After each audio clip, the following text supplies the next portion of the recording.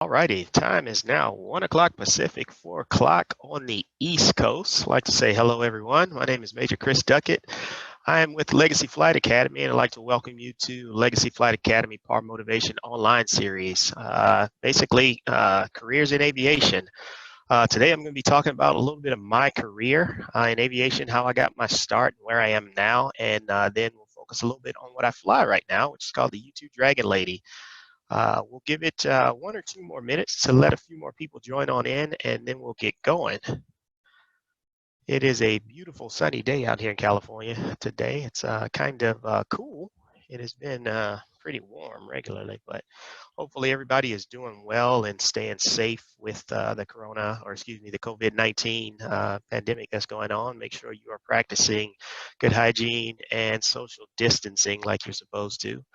For the kids and the not so kids, make sure you get some studying in, some reading. This is a perfect opportunity to kind of catch up on some old projects at home. So hopefully everybody's keeping busy and enjoying some much needed family time.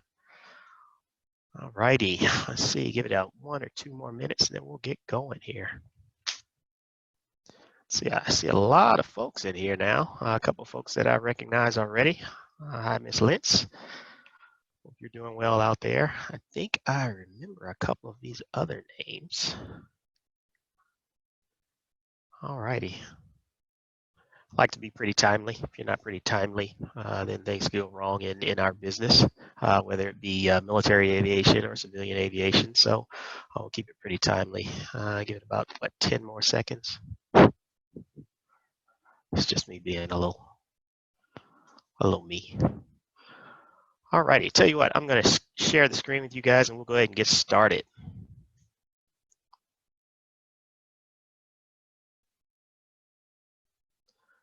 So once again, welcome to Legacy Flight Academy Careers in Aviation online series. Again, my name is Major Christopher Duckett. My call sign is Judge. I am a U-2 pilot flying the U-2 DragonLady out here in Sunnyvale, California, or excuse me, Sacramento, California. We'll talk a little bit about who I am, what I do, and then I'll open the floor to some questions as I'm talking about the airplane itself. So who am I? Again, Kris Duckett. I'm originally from New Orleans, Louisiana. Been an Air Force pilot now a little over a little over 18 years, about 18 and a half years. I got a year and a half to go, a little bit less than that. I'm currently a high altitude reconnaissance pilot. I was a combat aviation advisor, and I will talk about what that is. Flight time, a little bit over 4,100 hours. That's both military and civilian. I've got some combat time, and I've been a ton of places around the world. Some I can talk about, and some I won't talk about. So there. How did I get started? Well, for me, all my things started out with my dreams. I always dreamed, stay dreaming, keep dreaming. I dream to this day. As far as my flying career, I didn't start out wanting to fly airplanes. What I actually wanted to do was drive trucks. My grandfather was a truck driver, so I thought I was going to be a truck driver and haul dirt and play with trucks, and that's what I was going to be for the rest of my life. But then one day I saw a fighter jet on a poster. I saw the movie Top Gun, and from that point on I said, you know what, that looks cool. I'm going to go ahead and do that. And I'll talk a little bit more about my story here in a second. But that's kind of how it was. It was that easy. One day I wanted to be a truck driver, and the next day I said I was going to fly airplanes. So there you go. With those dreams, one of the things that helped me to achieve my dream as being a pilot, specifically now a pilot in the Air Force, is I found my path and I found a mentor. It's kind of all happened when I was in high school. My childhood, pretty rough childhood. I was homeless for a little bit growing up as a kid, but overcoming that, working my way through high school. On my way to high school, we did an orientation. And I was going to join the band and march in parades. Mardi Gras is a big thing in New Orleans, and a lot of kids join the band and march in the parades, and that's just what we do. And then we go off and do other things. So I was going to join the band. And then I looked left, and I saw an F-16 fighter jet on a poster. I turned left to go to ROTC. And I absolutely never looked back. And I met this guy here. His name was Senior Master Sergeant Edward Fowler, and he became my mentor. And I miss him dearly. But he instilled a lot of principles in me, like study habits, focusing on what my goals and my dreams are, making sure that I stay true to myself and what it is that I want to do, and always being positive about going out and getting what it is that you want. And so I miss him dearly. Uh, as I made my way through school, I applied to one college, which I don't recommend to the kids. Apply to as many colleges as you can to give yourself the best opportunities you can get. But I applied to one college because I wanted to fly airplanes. That was Louisiana Tech University. I was accepted, and I went out to be an aviation major. Started to fly airplanes. Also joined Air Force Senior ROTC in college. There are 3 ways to get to be an Air Force pilot, and that's one of those ways. It's Air Force ROTC. The other 2 ways, would be the Air Force Academy, and the other way would be OTS, or Officer Training School. I chose ROTC, and I was a college student while I was in ROTC. Upon graduation, I was commissioned as a second lieutenant in the United States Air Force, and with all of my 4 years of flying and all the money it went through with college, I was commissioned to be a United States Air Force navigator, because at that time I had bad eyes. I wore glasses. I wasn't the best student, so to all the kids out there, focus on being good students and learn good study habits early. But I commissioned as a Air Force navigator, which was absolutely awesome. I went into the rescue career field, and I learned to navigate C-130s. And at the time of graduation, the navigator career field is not one that's there anymore. It's called combat systems operator now. But I tell you, those guys that are in that career field, when you graduate, you can put a guy in a box with no windows, give him a chart, give him a compass and a stopwatch, and they can put you anywhere on the earth within plus or minus a minute. And I am absolutely confident in that, because that's how I felt when I graduated NAV school. Anyways, about a year later, my commander at the time allowed me to apply for pilot training, but again, I had bad eyes, so I had to get a waiver in order to apply for pilot training. I was luckily and happily accepted to United States Air Force undergraduate pilot training school. The pilot training, you start off in little trainers, a T6 trainer, and then you basically select what path you want to go, whether it be fighter aircraft or bombers. You could do cargo or refueling. You can go into helicopters or any of the other aviation career fields out there. But based on your class ranking, how well you do with your flying, your tests, and your check rides, you put in what's called a dream sheet to say, hey, I dream to fly this type of aircraft. And all that gets calculated, and you get ranked from who has the highest scores to the down to the lower part of the class. And once the aircraft are put out, you're selected, and you basically, based on your rank, select which track you're going to go to. I chose the cargo track because I actually wanted to fly in special operations. When I graduated from pilot training, I was selected to be a C-130 pilot. I flew C-130s in Yokota, Japan, where I lived for 3 years. I flew all over the Pacific. Got a chance to see Korea, Guam, Mongolia, India, you name it, the Philippines, all over the place. I spent one tour in Iraq at that time, and 2 tours in Afghanistan flying C-130s. It was one of the best jobs out there because I got to see a lot of places that I don't think I would have ever seen in my lifetime. And I truly appreciated that assignment. I met some really great friends, and got a chance to experience a whole nother culture, which was awesome. From there, I was able to apply to and be selected to go back to special operations, where I then became a non-standard aviation pilot. And this is some of the coolest flying I've ever done in my life. As a non-standard aviation pilot, what I did was transport special operations teams and their stuff anywhere in the world, to include landing on lake beds, roads, dirt, grass at night through the mountains on night vision goggles. It was some of the best flying I've ever done in my life, and I truly appreciate that experience. Special operations, it's a class in itself. And then from there, I moved down to Florida, where I then became what's called a combat aviation advisor, which is another cool job. And you won't see a lot of airplanes in this one, although I was still a pilot. What I did in this job is I trained foreign forces how to fly in their airplanes. And that last picture you see there is a picture of a pilot from Niger that I was flying with out in Niger, Africa. I had done Niger, Uganda, and let's see, I did South Sudan, Democratic Republic of Congo, and a couple of other countries in Africa, and working and teaching with those guys. Some of the best folks out there, I tell you what. But you get a lot of skills with that job, and it was a pretty tough job, truly rewarding job. It was fun. I got to play, soldier as a pilot, so that was pretty cool. And then what I'm doing now, I'll kind of transition to, I'm what's called a driver now, and we'll talk a good bit about this because this is kind of what I want to focus on with the career in aviation. I'm what's called a driver or U-2 pilot, and I'll talk about what the U-2 is. However, with the U-2, if you notice, I'm wearing a spacesuit. I fly at altitudes above 70,000 feet when I go on missions, and my missions are anywhere between 9 and 11 hours.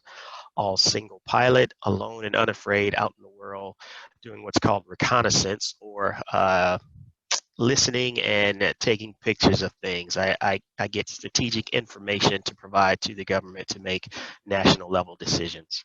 I will say, because somebody might say it, I am not a spy. This program used to be a spy program, but I repeat, I foot stomp, I step on it and beat on the desk. I am not a spy. I do reconnaissance. Alrighty, kind of summing this part up a little bit. Like I say, I will go into the aircraft, but summing this part up a little bit.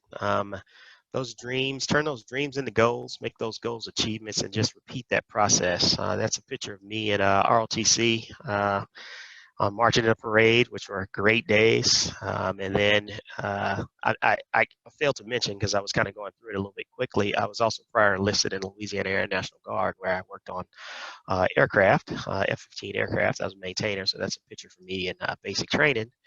And then lastly, Louisiana Tech, and then went on to be an officer to fly. So, and that's me at the end of pilot training. Yay, that was fun. All right, so let me get out of this here and go back over here. So I'm sure there'll be some questions here sooner or later, and we'll get to that. But so the U-2 DragonLady. The U-2 DragonLady is an aircraft that has been around since the 1950s. It was a Cold War era, and if you don't know what the Cold War is, it was a war in which no bullets were thrown at each other, and it was a lot of spying and a lot of espionage and a lot of just focusing on what other countries were doing so that you can protect your own. It was the real big age of creating nuclear weapons, and there was a term called mutually assured destruction, in that one country said that, hey, if you fire nukes at us, well, we will see them and we will fire nukes at you.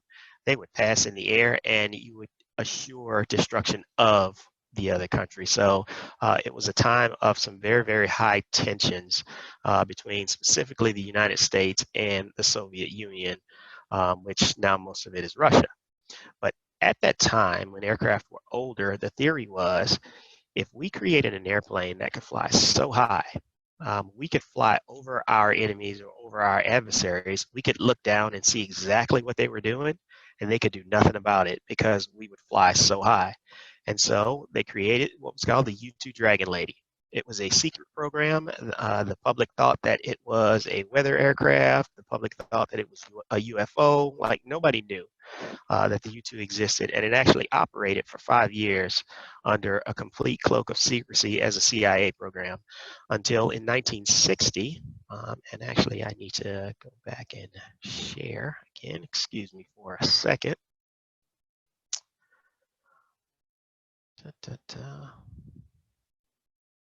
There we go. Stop that. There we go. In 1960, this guy right here, hopefully you can see my mouse, that guy's name is Francis Gary Powers. Gary was shot down over Russia, and that exposed the aircraft to the public as what it was. There's a good movie, stars Tom Hanks, called Bridge of Spies. You can see I scratched it out because I am not a spy. So Bridge of Reconnaissance Pilots is what I call it. But he was shot down, and we learned that Russia then had, the Soviet Union then had weapons that could reach up and touch us. So it became a very, very dangerous game at that point. He was put on trial, and he was convicted by a Russian court, and there were some back channel deals to actually get him back from Russia. And so I highly recommend that movie, Bridge of Spies. It's a really good movie. Further on down the line, a couple years later, when we discovered Russians were installing nuclear missiles on Cuba, which for the United States, that presents a big problem because Cuba is really only about 60 miles away from Florida. So that was pretty alarming. But the guy in the bottom right, his name is Major Rudy Anderson. He took photos of those sites in Cuba, and that's what exposed the Russians putting missiles in Cuba, which caused the Cuban Missile Crisis and the blockade, and there's history. So another great movie is 13 Days, starring Kevin Costner. That one's a little bit older. One interesting thing about Rudy Anderson, he was the only casualty of the Cuban Missile Crisis. He was the only one shot down. He was shot down and killed over the south down there by Cuba. So the aircraft itself. So down here, like I say, it was created in 1955. It's gone through a lot of different changes, a much larger aircraft.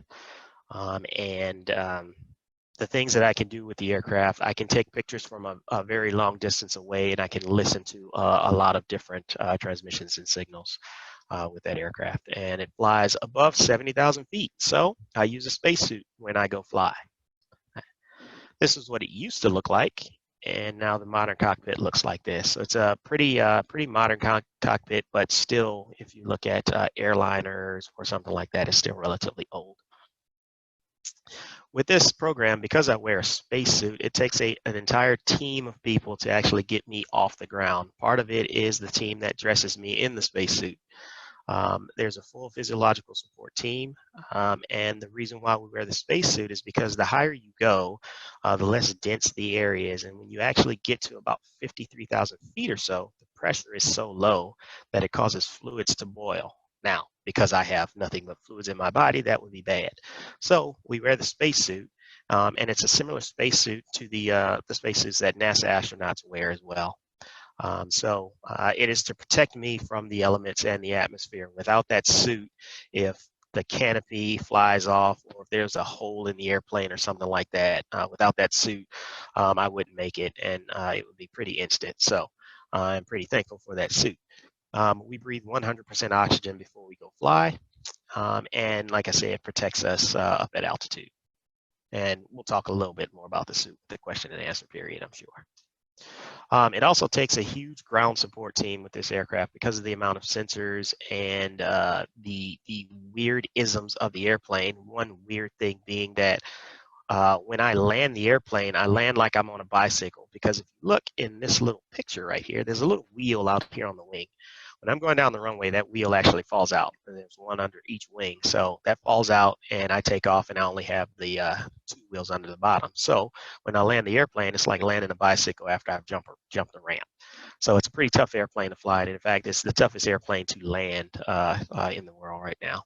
It's a very big glider, and it sucks. But when you do land, and when I come to a stop, if you look up here, you see these guys hanging on the wing. What they're actually trying to do is, when I come to a stop, because I have no wheels in the wings anymore, the airplane just tips over on its side.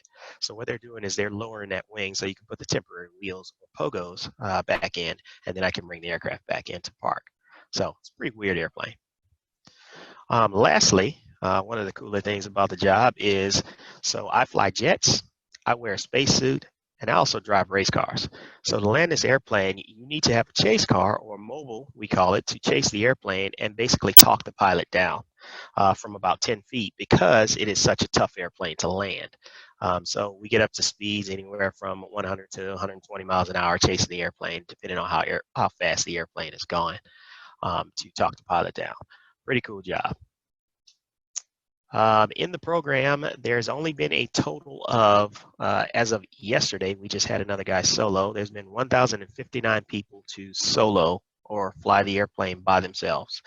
And as far as ladies in the program, we do have some ladies in the program, not very many, but this one here in particular, she's actually a colonel, or retired a colonel now, not a lieutenant colonel. That was Meryl Tegasol, and she was the first and only Black female U-2 pilot in the program.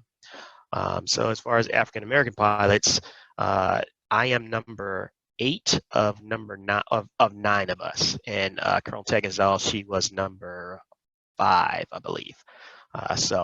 Like I say, I'm number 8 of 9. There've only been 9 African American U-2 pilots, and she's one of them. And she's one of one in her own class as well, because she's the only Black female. So we'll get to some questions and answer. I'm sure there are some questions, and the floor is open to anything. You know, back when I came up as a kid, what I did with ROTC, how did I get there, what does it take to fly airplanes in general, because I'm a civilian pilot. I'm also a military pilot and the U-2. So we'll go there, and I'll kind of open the floor up. That was kind of a quick and dirty, but I'll open the floor up, and we'll have some question and answer and chat period. So let's exit that so I can see who's out there. Ooh, a lot of folks out here. Goodness. Let's see. I see a couple hands raised. So if you guys have questions, just go ahead and raise your hands, and I will get to you. I believe it's, is that Elijah? Was that? Or did I cut it off? Kris, you also have the Q&A. So there's questions already there. You probably run through those first. Okay. Yeah. Yeah, let's do that. I'll tell you what. I'll do that. All right. First, let's see. Malawi here in Louisiana is asking, what's the purpose of the spacesuit? Well, like I said, with the spacesuit, it protects me at altitude. Without that spacesuit, I cannot survive. So it actually blows up like a marshmallow. So if, let's say, I lose the environment inside the airplane, or the canopy flies off, or something happens and I'm at altitude, what it'll actually do is blow up like a big marshmallow, and that keeps the pressure on my body. I'm breathing 100% oxygen inside the helmet, and so I can breathe that way and get the airplane down low enough to where I can breathe and where the pressure doesn't cause the fluids to boil. So it's to protect me. It's a second layer of protection. Let's see. Hopefully that answered.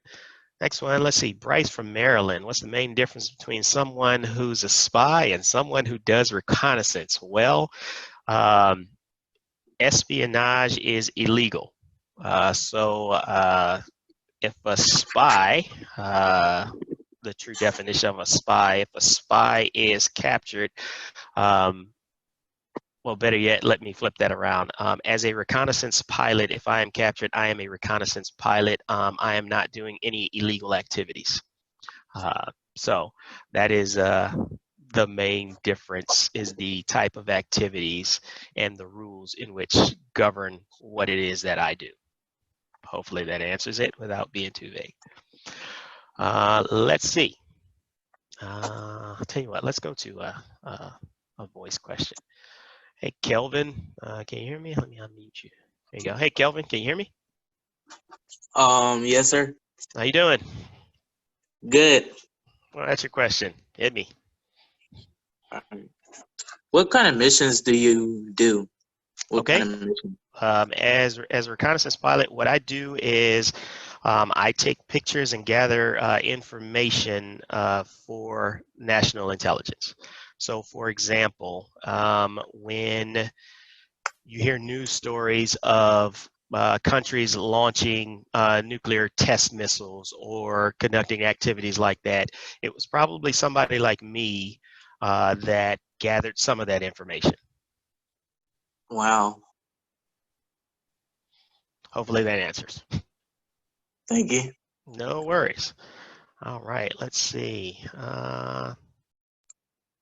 E. Anthony Young, what's the E for? Did I unmute you? I don't know if it did. Hello? Yeah, how you doing? I'm good. Um, I wanted to know, is there any difference from the spacesuits that you wear to the spacesuits that NASA wears? Yes, the biggest difference is the suit technology. So the suits that the astronauts wear now, they can operate completely in space without any connections. With my suit, so my suit is very similar, if not the same, to the early astronaut uniform. So like the Mercury astronauts in the very, very beginning stages of the NASA program, those were the type of suits. And as a matter of fact, it's pretty much the same suit that I wear now. So the technology of the NASA suits are a lot better. And they can operate those completely in space, not connected to anything, versus mine has to be connected to some sort of air source or some sort of oxygen source. That's the biggest thing. And I'm not in space, so I'm still within the atmosphere. I'm above 70,000 feet, but I'm within the atmosphere. It's another 13 miles or so before I'm actually in orbit or in outer space. Okay. Sweet. Alrighty, let me go back to a word question. How many U2 missions have I done? An anonymous attendee. I don't like that. I've done a good bit of U2 missions. I've been a U2 pilot here for about 2.5 years now. So I'm considered an experienced U2 pilot. I can say that. And let's see, how are U2 pilots selected? That's coming from Bryce Stevens. So Bryce, the U2 pilot program is it's a all volunteer program, and you have to apply. Once you apply, first of all, you have to be physically qualified. You have to have the appropriate medical. You have to have the appropriate pilot qualifications, and you have to have a certain number of hours for a large aircraft type of guy. You have to have at least 1,200 hours, and for let's say fighter type guy, fighter planes or bombers, I think bombers still fall into the larger category. But for fighter pilots, since they don't fly the long missions as the cargo pilots fly, the requirement for them to even apply is 500 hours. Once you put your application package together, you send it in, and it goes to our board, and the call goes out to see who knows you and just kind of figure out what kind of person you are outside of the paperwork that you sent in. Once that determination has been made that we can offer you an interview, you'll get offered an interview. You come out to Beale, and it's about a 2-week process where you go through a lot of meet and greets. You actually wear the spacesuit. You do what's called a claustrophobia check. You do a couple mobiles, and you're also studying that first week. On that second week, you actually fly the aircraft in one of our 2-seaters, and at the end of your 3 flights, if you make it that far, because every day could be the last day, or you could progress until the hiring process is complete. At the end of it, you either get the thumbs up and we offer you a job, or it's sorry, thank you for coming out, and better luck in your career out there. So it's a pretty tough and pretty rigorous program to go through, and not a whole lot of people make it. So again, this aircraft was created in 1955, and today there's only been, it's still fewer people that's flown the U2 that have Super Bowl rings. So there are more Super Bowl winners than our U2 pilots. So let's see. You got 12 questions in the queue. Yeah, I see that. All right, can you talk more about the time in ROTC? How did you balance that and your college studies at the same time? So ROTC, to me, I personally think ROTC is probably the easier way to go versus the academy or OTS. So I'll focus on OTS first. With OTS, you've already completed your college degree, and what you are studying when you go to OTS, and Ben, you can correct me if I'm wrong, but what you're studying when you go to OTS is basically learning how to be in the military. You don't have to worry about focusing on classes. You don't have to worry about any of that. You're just learning to be in the military and what that takes to do, what it takes to be a military officer. For the service academies, for the Air Force Academy specifically, you are a full-time student in a military academy, and it's a pretty elite and pretty tough program to go through with any of the service academies. But since I'm in the Air Force, I'll focus on the Air Force Academy. Pretty tough and pretty elite school to go to, and it's a very good school at that. But you are also a college student and a military student at the same time the entire time. Now, ROTC, on the other hand, I am a college student. I have all of my normal college classes, but ROTC is a class just like any other classes. Now, there are a couple of other things that we do, for example, leadership laboratories and drill and ceremonies and things like that. Those are the things you have to do. But the ROTC classes are a class just like no other, with a couple of the other physical and leadership things that you have to do.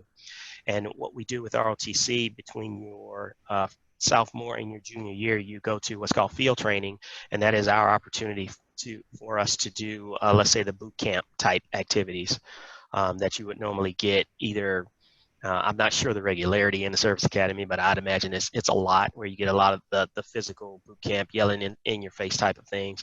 And then OTS, you're kind of in that environment as well. But in ROTC, I am a full-time college student. So to juggle that takes the discipline of just about any college student, with a little bit more determination, because you do have to focus on your leadership studies as well. So hopefully that answered it.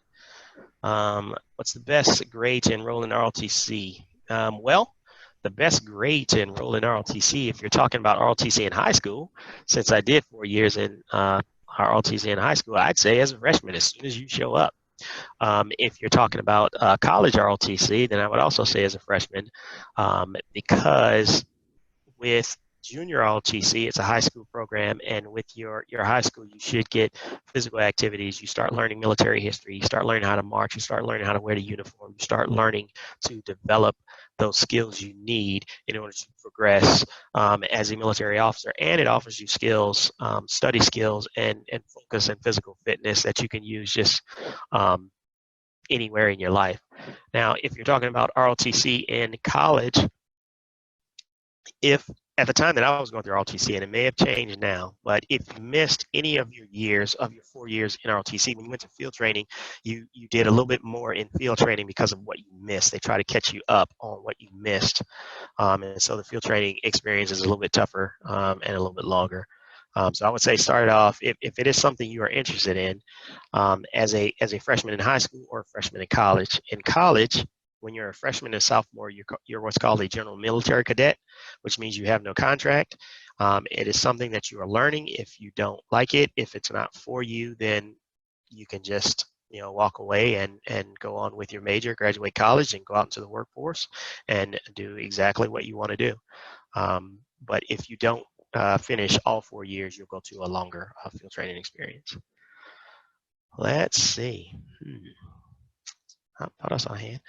How long did it take before I got my private pilot's license? For me, it took a good little bit because when I started college, I had to do student loans. I was still in the Air National Guard, and it was very expensive for me. So it took me about a year. Now, nowadays, so to get your private license, I believe you need about 40 hours, maybe 45. I'm not quite certain, but it's around 40 hours.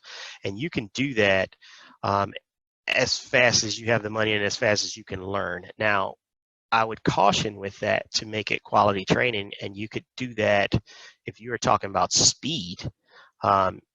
You could do it in a couple months, 3, maybe 4 months, and be complete. And I'd say that's probably quality. It's fast, but it's quality.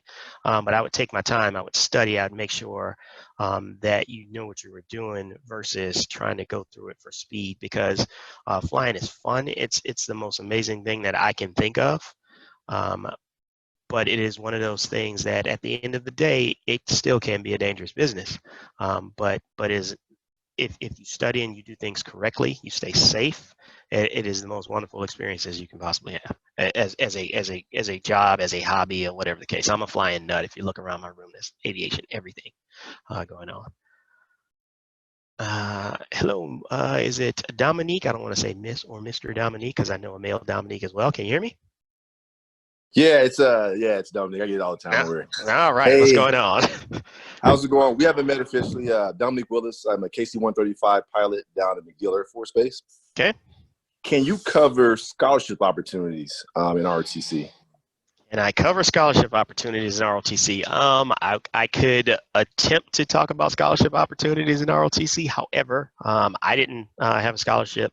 And I wouldn't want to give any misinformation about scholarship opportunities. However, There are scholarship opportunities, and those scholarships can take you through the entire military or your college experience.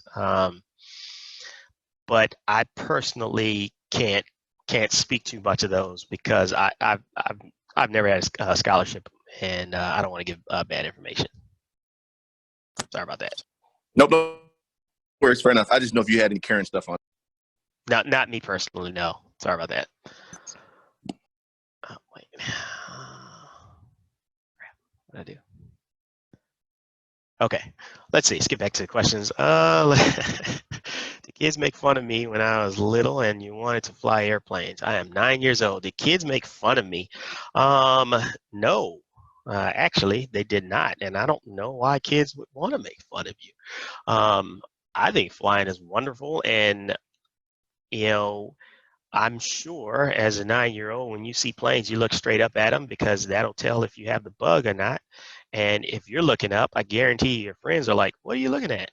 And they'll look up too. Did they make fun of me? No. My friends, especially the friends that I still have now, we still talk about airplanes. Out of my friends, I'm the only pilot, but we still talk about airplanes because it's a cool job and it's fun. It is a lot of fun. So no, kids didn't make fun of me. Let's see. How long have I been in this field of work, and what is the highlight of my career? Well, I've been a military officer for a little over 24 years, excuse me, a little over 24 years. Excuse me. I've been in the military a little over 24 years. I've been a military officer a little over 18 years, a little over 18 and a half years. As far as a pilot, I've been a pilot the entire time. Not the entire time. So I've been a pilot for about 17 and a half years. The highlight of my career, it has nothing to do with the military. The highlight of my career, because I consider it part of my career, is when I soloed my Cessna 152 aircraft 6556 Lima at now it's called Naval Air Station Joint Reserve Base New Orleans or whatever. It was Belle Chase Naval Air Station. I soloed it around the pattern, and I was in the airplane for myself, by myself, for the first time. Scared the living daylights out of me, but I looked out the window. I knew what I was doing, and I had an absolute blast. The solo is a day that I'm sure most pilots will say they will never, ever forget. You might forget little details, but you will never forget that feeling you had. So that was the highlight of my career, soloing. Let's see. We'll get to Kelvin. Can you hear me? There we go. Hello? Yeah, how you doing? Did you do any kind of air shows? Nope, I've never been an airshow pilot. I would like to. I have. I've done demonstration flying. I'm a part of a couple different organizations, and one of them is Black Pilots of America. And out here in California, we have a California Red Tails chapter that I'm a part of, and we do a flyover for a group for Juneteenth celebration every year. So we've done 1 or 2 formation flights, but a real live air show, Thunderbirds and Blue Angels. Nope, I've never done that. Never done that. It'd be cool. It'd be cool though. All right, let's see. Yeah, no worries. Is there a certain altitude in which airspace laws, restrictions, borders aren't in force? Do I file specific flight plans, and who monitors? Well, if I am over U.S. airspace, then yes, I do file a flight plan. Once I am above 60,000 feet, it's uncontrolled airspace. I'm still talking, but if I don't want to talk, I don't have to. But because I'm a military aircraft, I will have to, but I'm still talking, I'm still monitoring, but above 60,000 is uncontrolled airspace. As far as airspace laws, restrictions, and borders, yes, they are enforced. When I'm doing missions, there are specific places I can and cannot fly. The missions are governed by military directive, so there are laws and restrictions and rules that I follow. And generally speaking, monitoring would be my command authority, who I'm flying for, basically. All right, let's see. I guess I should have been given the names with those. That was Malawi. Thaddeus, what's going on, Mr. Werlaw? Let's see. So I know that Class A airspace goes from basically flight level 18 to 60. How does the transition go from the CTR controllers? How do you communicate with people above the highest airspace? On the radio, just like any other. And the transition is I keep climbing. Once I put the throttle forward, I usually don't touch the throttle until I'm ready to get down. So I just keep climbing. Because of airspace, if there's a traffic conflict or something, when I'm below 60, they could vector me. Just like any other airplane, they could, give me directions just like any other airplane. But once I'm climbing out and I go through 60, I'm pretty much on my own flight plan up there. So unless there's something else up there that I have to worry about, a balloon, another U2, aliens, who knows? Nope, haven't seen aliens. Let's see. E. Anthony Young, can you hear me? Yes. What's the E for again? Did you tell me? I don't know if I asked you. Oh, it's for Elgin, my first name. Elgin, nice. All right, I'll call you E. Anthony then. What's your question? Question is, what accomplishment are you most proud of? That solo. Like I said, that solo flight. When I soloed and I took the airplane for myself, by myself, with myself, that was the most fun and the most rewarding at the time. Now, I've gone through Air Force navigator training. I've gone through Air Force pilot training. I've done basic training. I've flown in combat. Having rounds flying at you or whatever. That gets old real quick. But I will say that solo. As a kid, when you get in that airplane and you take that airplane by yourself, that was it for me. That was it. I loved it. Okay. All right, let's see, Brandon. How long will you be flying the U2?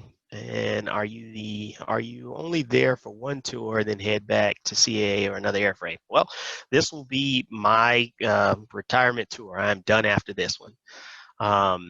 So I will have flown the U2 4 years once it's all said and done.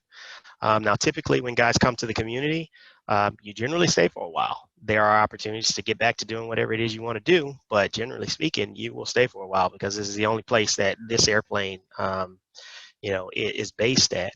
And it's such a unique mission that you can't do what we do here anywhere else. And so once you get a taste of this, I mean, it's like that flying bug. Once you get a taste and you get bitten by it, you kind of just eat it up and stay here.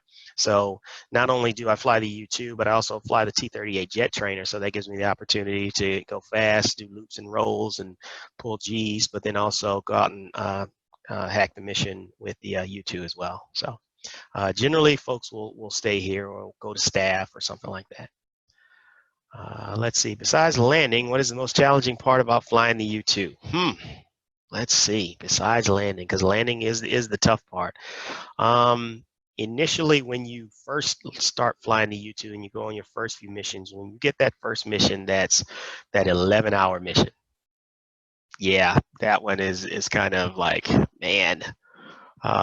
And depending on where you are in the world, because you could be on a mission where I am in communication with somebody, or I can be on a mission where I'm not talking to anybody. So those long ones, those first few long ones, that can be tough.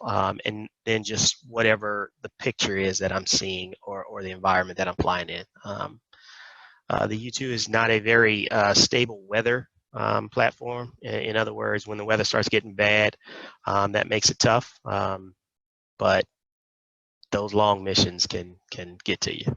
I'm waiting on one particular question with those long missions, but we'll see. Let's see. Kelvin had another one. Can you hear me? Yes, sir. Oh, wait, I muted you again. There you go. All right, there we go. What you got? How many hours can you get in a T-38? Well, I guess if you keep flying them, your hours just keep going up. But for a typical mission, if you're just talking about when you fly, the T-38 is about, if you really stretch the tanks, you're going to fly about maybe an hour and 20, 25 minutes. I mean, you could stretch and get a little bit more, but it starts to get pretty scary in a T-38 when you start stretching the tanks because it doesn't have a lot of gas. It is a very fast airplane. In comparison to a lot of fast airplanes, it can be on the slower side. But for me, I was a cargo guy. I was a, slow airplane, low altitude kind of guy. So moving, 450 knots, 500 knots. That's fast for me. That's very fast for me. The final turn speed in the T-38 was faster than I used to go just normally. So although you don't fly a long time because of your speed, you're actually going a long distance. So. All right, let's see. Antonio Barros, I was actually just about to click your name. I'll tell you what, let's just go ahead and click your name.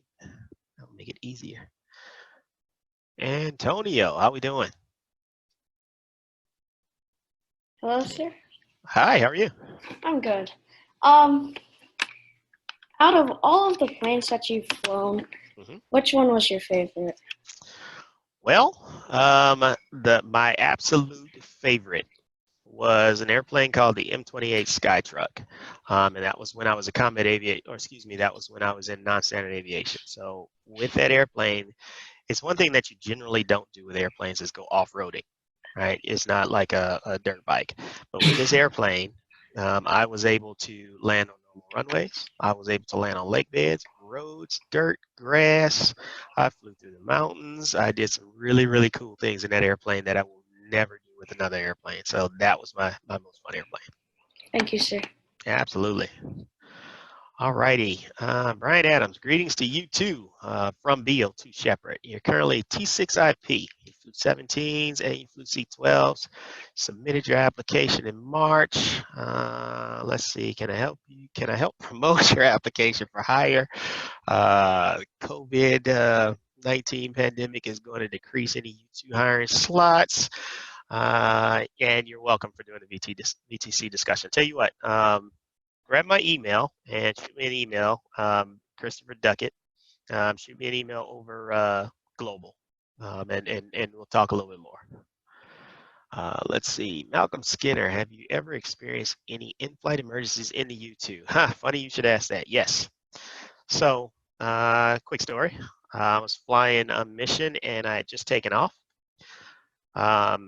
Climbing out, and this particular airplane had just come out of some maintenance. So they were just getting it back on the line, and it was the first time that it's flown. So I'm climbing out, and I'm powering up all the systems, going through maybe, 30,000 or so. And it takes you about 15 minutes to get to about 50, so it's pretty quick. So my systems weren't coming up properly. I was having some issues, and I was troubleshooting. Press on, I'm doing a little bit more troubleshooting. And as I get to about 50, I noticed that I'm pretty cold. So now with the U2, you got to figure with the altitudes we fly, it's pretty cold outside. Typically at altitude, I'm about negative, 70, negative 80 is pretty cold, but typically around negative 60, negative 70, somewhere around there. So it's pretty cold. Most of us keep the cockpit relatively warm. I like my cockpit 38 to 43 degrees, and yes, that is relatively warm when you think about the outside air. And I was, just cruising around, and I'm like, man, my feet are pretty cold.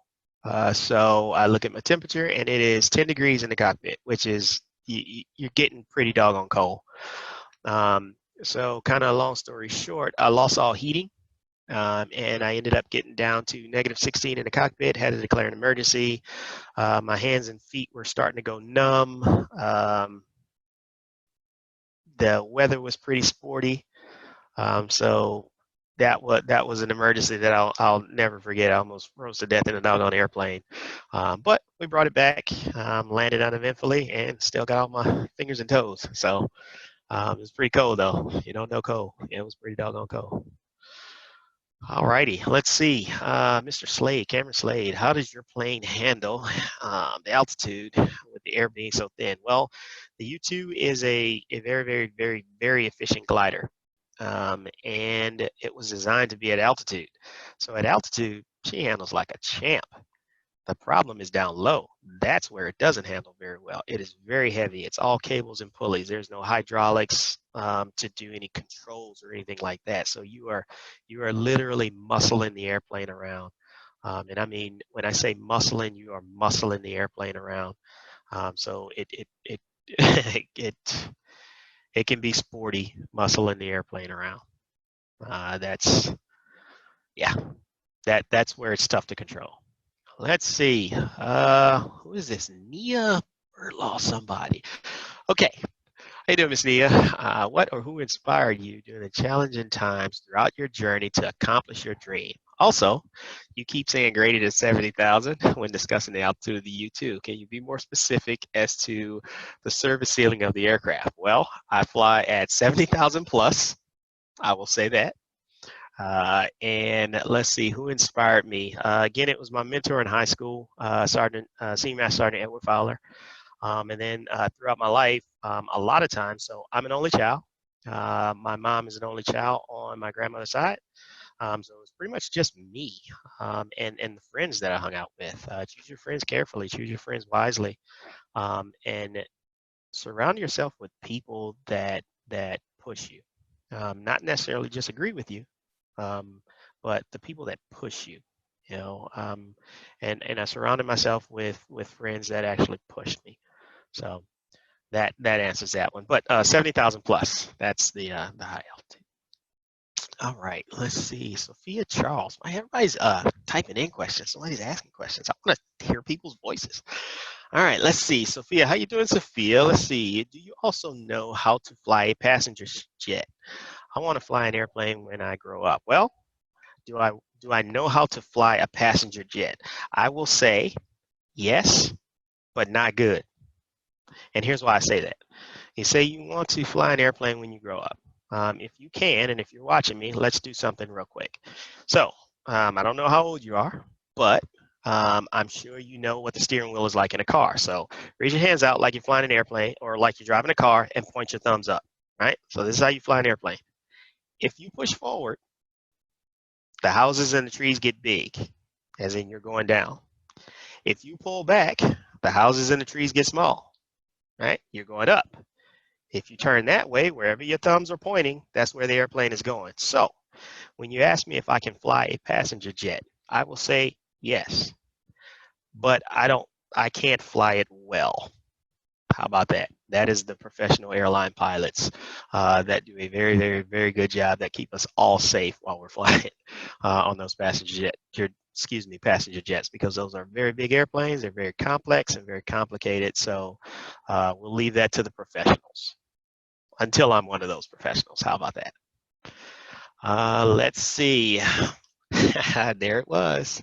So anonymous attendee, again, how would you relieve yourself during those long flights? Well, there is a process. I can go number one in the suit because there's a tube and some other things. There's no catheters or anything like that.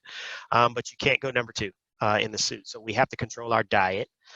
In the old days, they used to feed us properly, a couple of days and leading up to a mission. You get fed a meal that was appropriate that you wouldn't have to go to the bathroom. So nowadays, though, we have to control our own diet. So I know I can't go flying right after I eat like tacos and burritos and stuff like that.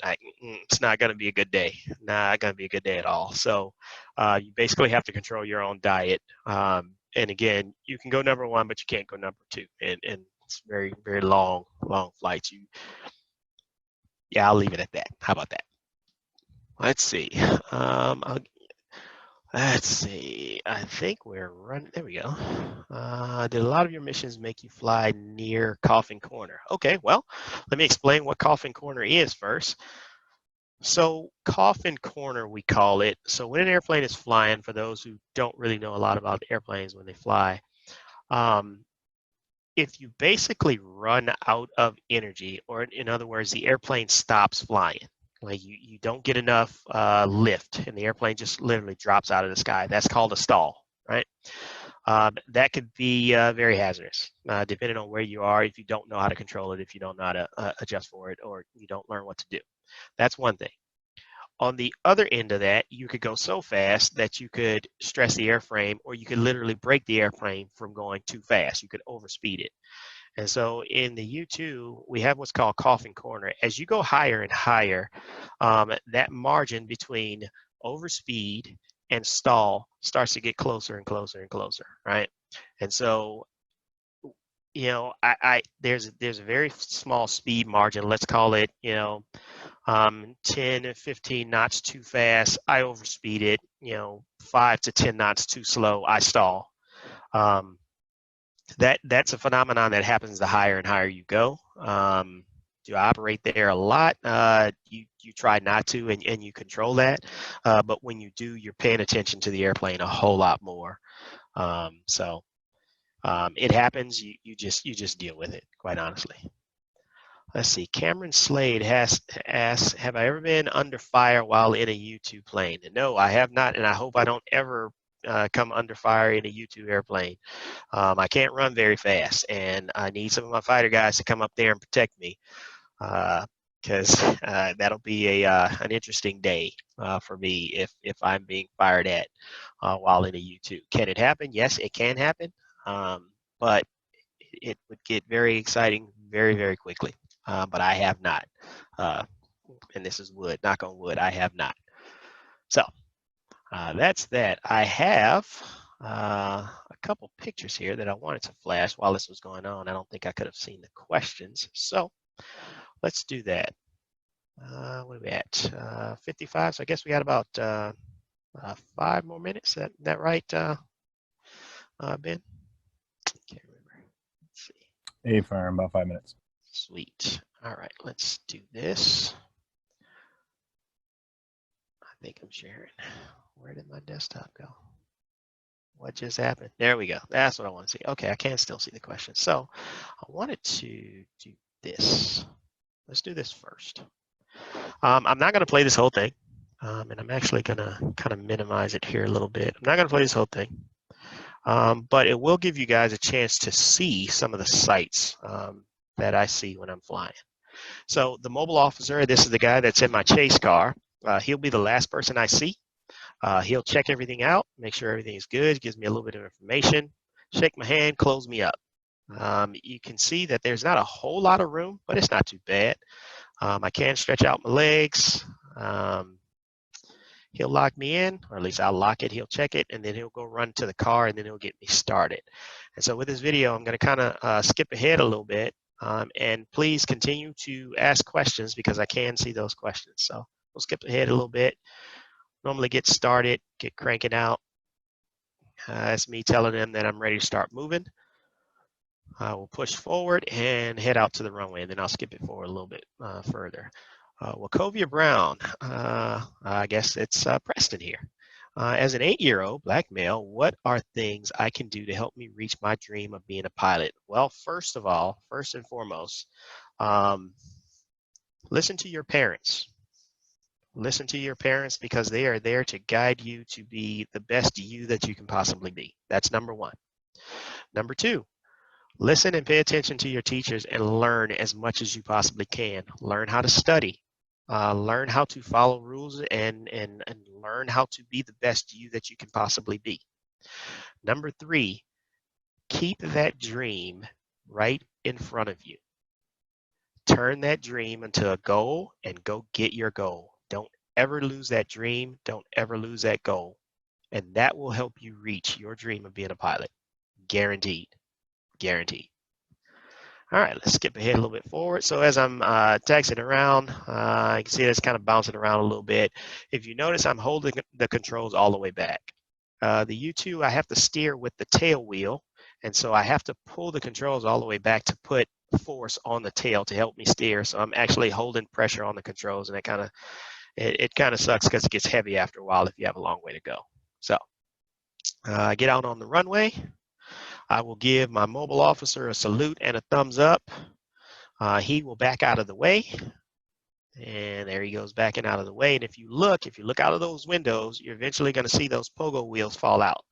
And then you'll see another view from the outside. So get clearance, push that throttle up. Trying to keep these questions so I can see them as they come in. Ooh, a couple more. All right, my last control checks.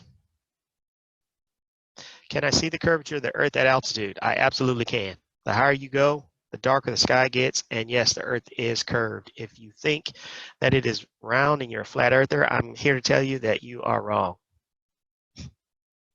Yeah, you are absolutely wrong. All right, there was the pogo wheels falling off, and then you get going and pressing onto the sky. It doesn't seem pretty steep right now, But for a big airplane like that, it is a very steep climb out. For a fighter pilot, they get used to that all the time. But with me, with 105 foot of wings out there, it's very uncomfortable to be climbing at the angles that we climb the first few times you do it. So that's me climbing out, and then it'll get to altitude. Once you get to altitude, I'm not flying all the time. That's me wiping some ice from the inside of the window. Not always hand flying. I'll put it on autopilot because it'll be a really, really miserable time to fly hands for 9 hours. That would suck. I haven't gotten one question that I was looking for. I will show, is it Lucia? I think Lucia Ding. I will show what the airplane looks like. And what are the vision requirements for a pilot? Can you fly with corrected vision? You absolutely can. Like I said earlier, I got a vision waiver, but also as I progressed through my career as a pilot, I actually got vision surgery. I got the laser eye surgery. So the vision requirements are those that meet a basically flying class 1 physical. You have to be corrected to 20/20 vision. All righty, let's see. What is the climb rate of a U-2 DragonLady? Very, very fast. That's what I can say. Very, very steep and very, very fast. I can get out to 50,000 in about 15 minutes. So let's see. If I was not selected for the pilot board, is there still a chance to cross-train once you get on active duty? Let's see, Eric, cross-train. I'm not sure what you mean as far as cross-train. Are you talking cross-train to another job that you're already in, or are you talking about reapplying for the pilot board? And if you're talking about reapplying to the pilot board, I'm not sure with that one. But as far as cross-training, I think cross-training, on the listed side, you can cross-train as long as you're approved and are qualified for it, as far as I know. All right, that's basically that's how you eat and drink. I just want to kind of point that out a little bit. We use tube food, and it's actually good. I think that's key lime pie that I have right there. We can bring as much of it as we want. We got apple pie, key lime pie, peaches, pears, applesauce, beef stew, beef stroganoff. There's spaghetti, chicken tortilla soup. We have a lot of different flavors, so it's really good, really good. Let's see, if required, do you have to get laser eye surgery from a specific doctor? Yes, the Air Force will require you to get laser eye surgery from military facilities. As far as I know right now, I don't think you can come from the civilian side with civilian eye surgery unless you get a specific waiver to do that. All right, some of the outside shots. Let's see. How can you be a Thunderbirds pilot? I personally cannot be a Thunderbirds pilot, unless somebody can correct me on that. But I have never flown, number one, I've never flown F-16s, and number two, I've never been a fighter pilot. So I personally can't be a Thunderbird pilot unless my information is just incorrect. And that was to Kelvin. Can you have 19/20 vision? I guess. I mean, your vision can always be better than 20/20 because I was corrected to, what was I corrected to? 2017. Now, 19/20, I've never heard it that way. I'm not a medical doctor, so I don't know, I guess. All right, so that's just flying around a little bit. I'll skip forward a little bit more. This was a hyperlapse of me bringing the plane back. And so you can kind of see the curvature of the Earth. No, that's not the canopy. That's what it looks like. You can see that the sky does start to get real, real dark. And she just hangs up there and cruise. Not too bad at all. It's actually pretty fun. Love it. You get the best view of the house. Best view in the house. All right, let's see. We'll go forward a little bit more. We'll look at the landing because, like I said, the landing kind of sucks. All right, so. Hey, Kris, as you wrap this up, to remind the viewers about Tuskegee 99 and EH as well. Will do. All right, yep. As I wrap it up, so here's the landing phase. It's not a particularly windy day today, but you'll see me kind of working the controls around. You're usually doing a whole lot of that as you're coming into land because you actually have to run it out of energy or stall it. Then you could get things like fog. If you'll notice there's going to be some fog that kind of pops up at some point. But you can fog up the cockpit pretty easily just because of the differences in temperatures. But you do a lot of work in coming into land. And again, this wasn't a particularly windy day. I'll skip it forward here just a little bit. There's some of that fog that I was talking about. Yeah. So once I put it on the ground, we'll go ahead and wrap this up.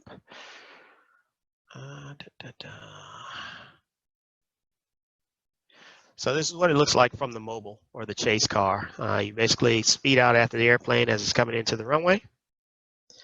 You get behind the airplane and you talk the pilot down from about 10 feet. It looks far away in this video, but you actually get a lot closer up on the airplane. You just speed up and you get it down to 2 feet, hold it there, and eventually she just drops. Bring it to a stop. She leans on its wing. As you can see, it's kind of dragging around the corner right there. That's just the U2. All righty.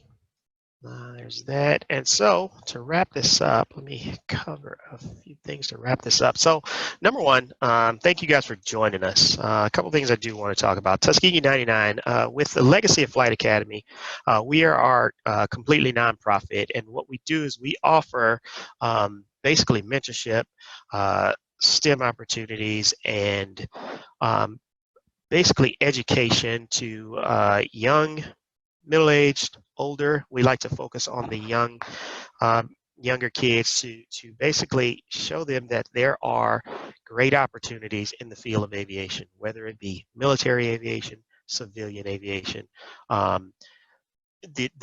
everything that goes into aviation, whether it be support on the maintenance side, anything that involves aviation. That is what we're about. And because we are completely nonprofit, we do operate on donation basis. We currently have a fundraiser going on called Tuskegee 99. And so Legacy Flight Academy was also founded in the traditions of the Tuskegee Airmen, hence the Tuskegee 99. So with the Legacy Flight Academy and the Tuskegee 99, we're asking that whatever you guys can do to help us out and support all of the things that we offer to the kids and to the folks that we mentor and sponsor come basically from donations.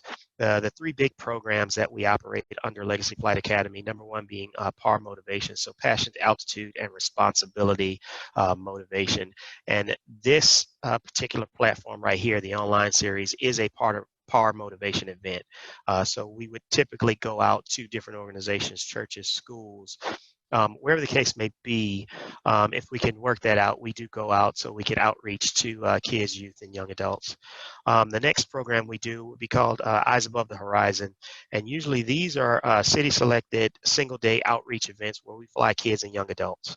And this is all free, so you get out and get a fly. And for those kids that actually go out and fly, typically, depending on who they fly with, they may actually get some hands-on time with the pilots they fly with. So it's an opportunity to offer kids and young adults who may not have the abilities or just may not even know about the careers and the opportunities in aviation. This is an opportunity to get them out and experience aviation.